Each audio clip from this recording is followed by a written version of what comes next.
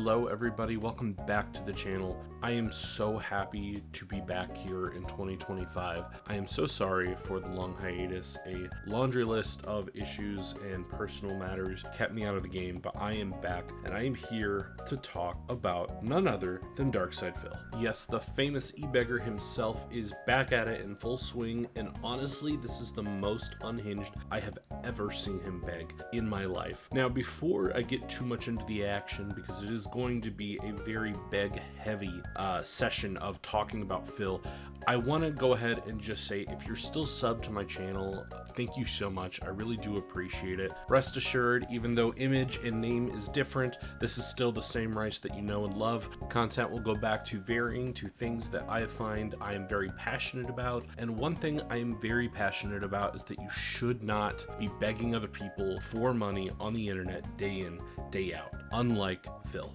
With that being said, let's go ahead and talk about what our boy DSP has been up to. So in the last year, he has gone through what you might consider a resurgence. Just kidding, it's not a resurgence. It's 100% one big self-fellatio from Kino Casino, and it is a very weird thing to describe because essentially Phil came into 2024 about as bad as it could possibly be in terms of rage quitting and wage quitting games, constantly getting mad at his audience, going into a Mike Klum documentary that subsequently had him showing off Kat in all of her, shall we say, glory? I don't know if glory is the right term, but let's go ahead and use that for the sake of argument. And honestly, it was just a really unhinged time to be a member of DSP's community, especially not knowing what was on the horizon, being the Kino Casino arc. Now, the Kino Casino arc not only got Phil to admit that he was down from the rafters, and let's be honest here, we know he still is down from the rafters, but the fact that he was able to admit it was a shocking thing, primarily because we did not think Phil would ever get to the point where he would be able to admit something himself, much less what he's been accused of for literal years. I don't know how we got to where we are, but honestly, I think it's an act of desperation because Phil was just not seeing the same amount of money that he is used to seeing in 2024. And even with the Kino Casino stuff, even with the occasional whales, we still are just not where we used to be. And ultimately, Phil is failing more and more each day, each week. It's just been a consistent downhill slide from here. But let's be real, you're all wondering what specifically I want to talk about with DSP, and that of course is his notorious begging. $1 a month, and I'm still fucking here because I don't want to make this fucking 40-minute vlog about it. This is how it is. All right? You're the reason. Patreon's the way. $1 a month. If 10% of the people overall who watch my content gave $1 a month, I wouldn't have to worry about any of this shit anymore. And I'm still fucking here. $1 a month. This is how it is. All right? $1 a month. Patreon. $1 a month. We're still fucking here. Now, we all know Phil's a beggar. Phil has been begging his ass off for 16 years, but honestly, something feels different. I feel like we are in a different era of DSP begging for money, and I feel like a lot of it has to do with him being gassed up by Kino Casino, because realistically, the things he's saying to people, I could not imagine 10 years ago Phil saying. Here's a little example of Phil's absolute unrelenting begging. So as soon as you tip me about $80, maybe I'll consider unbanning you from YouTube. Beaver Bother tipped me $1.50 and says, could you unban my YouTube account? I'd like to chat on YouTube. Sure, as soon as you tip me the actual funds you promised me for beating bosses in Dark Souls. So let's see, at first it was 20 bucks and you tipped me 2. Then again it was 20 bucks and you tipped me 2. Then you said 40 bucks and you tipped me 4. But actually you didn't, you only tipped me 1. So as soon as you tip me about $80, maybe I'll consider unbanning you from YouTube since you lied. How about that? Yep, that is what we are in. Phil is a consistent money asking machine, and it is really unsettling to watch somebody who has made as much money as DSP has in 16 years constantly go off, berate people, and just bring them down to a point where you don't understand why anybody would even feasibly support him. Now, I'll be honest, I think Phil probably should have been banned off of YouTube a long time ago, but openly breaking YouTube's terms of service in terms of asking somebody for money to unban them from the chat is ludicrous new levels of unself-awareness and just absolute manipulating behavior. Phil will often call his detractors people that don't understand logic, people that are simply out just to profit off of his name. I am not making any of these videos to profit off of DSP's name. To be fair, if I was going to do that, I could think of much higher and more important YouTubers that I could probably make a buck off of. But honestly, I make videos about DSP, or I have made them in the past, simply out of principle, because I have a seriously hard stance on people asking for money. Just to clarify, this is 100% my feelings on the matter, but I am a strong believer in you are not owed anything. This world, the people in it, do not owe you anything unless contractually obligated to do so. And Phil outright asking his audience for money when there's only about 200 to 300 people in the chat at any given time, while also knowing the mental fortitude of some of these people, is absolutely sickening. More so, I think it's just an incredible testament to how absolutely despicable and lazy he is, that he is not willing to put forth effort without receiving payment for it, when he is literally not contractually obligated to receive any money from these people whatsoever. Way. Anything is appreciated, including super chats and super stickers, memberships and gifted memberships on the YouTube side, Hit the subs button. and gifted We have a caller. subs and gifted subs on the Kick side, or tips via PayPal, which anyone can do. All right. Right now we're at $24 of support. Please, let's get that momentum going and pick it up for tonight. I want to hit that goal. We didn't do it earlier, so let's do it tonight. Okay. All right. Possibly enjoy some funny clips while I go use the restroom. And then when I come back, we'll do another hour of Killer Frequency. And guys, please support the stream. As you can see, we are not even halfway to a $50 goal. We didn't even hit 50 earlier today. So please, let's get some support here tonight. If you're here to chill and relax and you're enjoying the stream, please support it in some way. And I'll be right back. All right, guys, how about this? I'm going to go grab a ginger ale. I'll be right back. And when I come back, let's do a bunch of shout outs for a plethora of contributions on the stream. How does that sound? I'll literally be back in like 2 seconds. I'll be right back. Cool. All right. Ready to resume? I have nothing to shout out. Please, guys, support the stream. I would love to not have another stream 2 in a row with really, low support. But, I mean, I can't make anyone contribute. And you guys have contributed quite a lot recently. So it's not like this is the end of the world or anything like that, to be transparent with you. But it would be nice to have some support tonight if you could. Okay. I'm not even going to respond to that stupid thing someone said in Kick. Okay.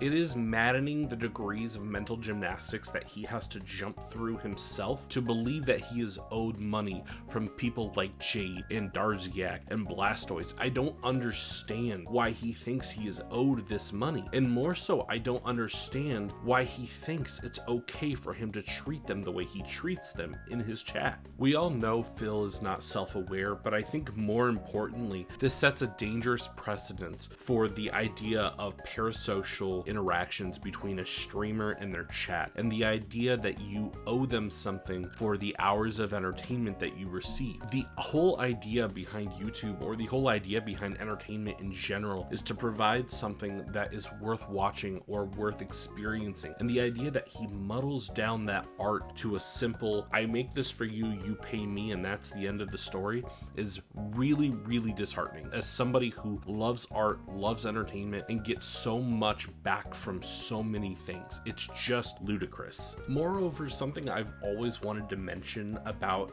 his gameplay is not even the fact that he's playing the game badly, which he is, and he absolutely is destroying and just making an absolute ass of himself from his gameplay. But the other part that I find so disruptive to the experience is knowing that none of these games he talks about, none of the media he interacts with is his own. He talks about it and and he treats it as if it's something he built, or if it's something that he made, or if he spent multiple hours fine-tuning and crafting these experiences that you get to watch him play terribly, mind you. But it's just a frustrating thing to watch somebody take credit and talk about the things that they love in a way that is just so discouraging and destructive to the art or entertainment itself, when it's literally his own incompetence not understanding what to do. So I played it for about a month and a half. I loved it. I had to drop it. What else could I do, right? So then we got into some of the other games of the year. You know, Final Fantasy VII Rebirth, which I liked. The audience didn't. Or Dragon's Dogma 2, which I was skeptical about playing, but then everyone said I should play, so I did, and then no one liked it. You know? And that was kind of par for the course of last year. If there was an action-based game, people usually liked it. And if it was anything else, slow-paced, RPG-esque, everyone hated it. It was the year of RPG. Each one of the games I just mentioned, at a minimum, takes 60 hours to beat. Some of them take 80 to 100 hours to beat. That's a lot of time investment.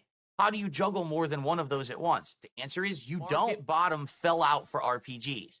A game like Final Fantasy VII Rebirth, which everyone thought was going to be a smash hit, undersold and underperformed. What a shocker. I said, guys, I have to stop playing RPGs. I just have to cold turkey cut them out. And a lot of people had issue with that. You're not going to play Final Fantasy VII. You're not going to play Dragon's Dogma. You're completely skipping this RPG and this RPG and this RPG. Yes, I can't just sit here and play RPGs all day. But they just don't work that well as lengthy streaming games. Get it? I kid stream maybe one every few months. But you can't stream 2 at once, 3 at once. That's insanity. And I'm sorry, I can't just sit here and play the same kind of game either. Like, let's say, for example, when Final Fantasy VII Rebirth came out, I played it for 2 weeks straight, and that's all I played. So I might have almost beaten it within 2 weeks, and I would have had less than 100 viewers, no support, and I would have went out of business. Ironically, what it does is it takes this high piece of art or this entertainment or this piece that is really impressive in scope, and it dilutes it down to a basic fundamental misunderstanding of what the art represents and what it can be or what it is meant to be. And it's just so infuriating to watch somebody who has never thought critically about really anything in his life ever. And if he has ever thought about anything critically, it has not occurred in the last 16 years. That much is clear. Funny enough, I think this ties into a situation that we as an audience oftentimes fall into a trap of not feeling like the entertainment we watch or we gather is as important as it should be or as important as some entertainment used to be. And it's people like Phil that really bog down the industry as a whole and make you feel that you are experiencing a dumbed down version of what we used to experience. A perfect example of this is Phil trying to play Stalker 2 and fundamentally misunderstanding the isolation and absolute danger around every corner. The idea that every person you meet could be an enemy, could be friendly. It is just a true testament to Phil not understanding the importance or the actual background of something like Stalker. Stalker isn't even just a video game series. It actually originated in film and from books. So the idea that Phil can't even understand the concepts of you are in an open world, yes, but it is a dangerous open world and you have to keep your head on a swivel, just speaks volumes about Phil's understanding of a concept as a whole. I'm going around. Fuck this. I'm not going through that.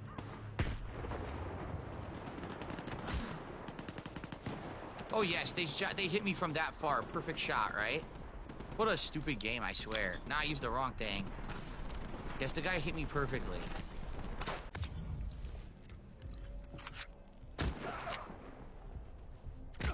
Where is he? What the fuck? Wow, that was realistic, huh? My gun won't work.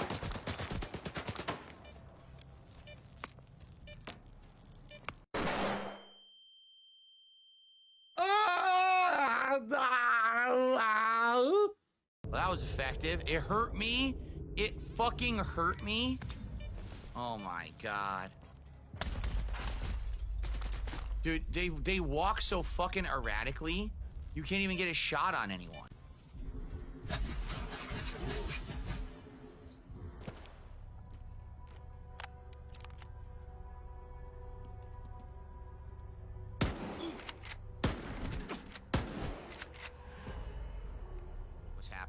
I didn't know I had to rush to talk to that guy before he died.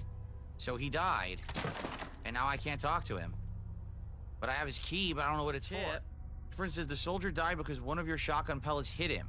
Stalker 2 has a fog of war mechanic. Friendlies need to be given a signal to know you're friendly. Gameplay is fucking awful.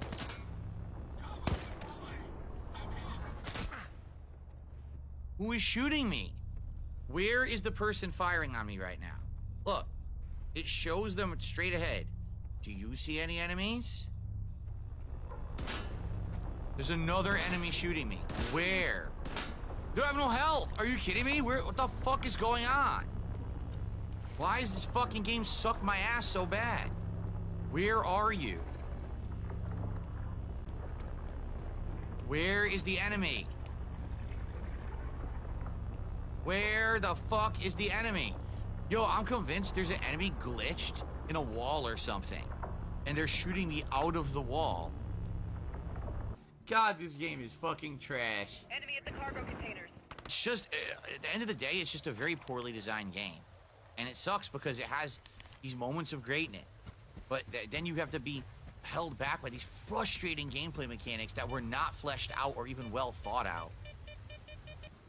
Oh, are we almost there? Oh my God, are we almost there? Yes, there's a bridge. Please let this bridge work. Whoa, wait, oh, there's an enemy up front. Oh, I'm at the bridge, but guess what? There's enemies at the bridge, so you can't just cross the bridge. What is wrong with this fucking game? So fucking bad. It's so bad. I can't believe the game is so bad. There's no way a fucking human played this in testing and said this game is fun. There's no fucking way. Best playthrough that I did in 2024 is WWE Champions time, brother. We pulled for Hogan's. We played a mobile game live on stream, and I spent money on a mobile game live in front of an audience of hundreds of people live and thousands of people on demand. And the world was shocked and changed forever, brother. I think I've probably rambled enough, but what I want to leave you with is just the fact that Phil's asking for money in the middle of trying to entertain an audience is a fundamental problem. It openly preys on people who might otherwise not even understand what is happening, but realistically what is happening is he is asking for money for simply existing, not even for doing anything, but for literally existing in the space that they get to predicate themselves in. It is disgusting, and I really do truly hope someday we understand that not everybody needs an open platform, especially not when they are openly and actively abusing the people that come to that platform. Didn't mean to leave you on such a heavy note, but I want to say if you made it this far into the video, thank you so much for watching. I really do appreciate your time. Let me know in the comments what you want to see going forward. I am more than happy to talk about more Phil, or if we would like to talk about art, games, movies, music, whatever the like, I'm more than happy to make a video or even do a stream discussing. So thank you so much everybody for watching. I appreciate you, and you have a great day.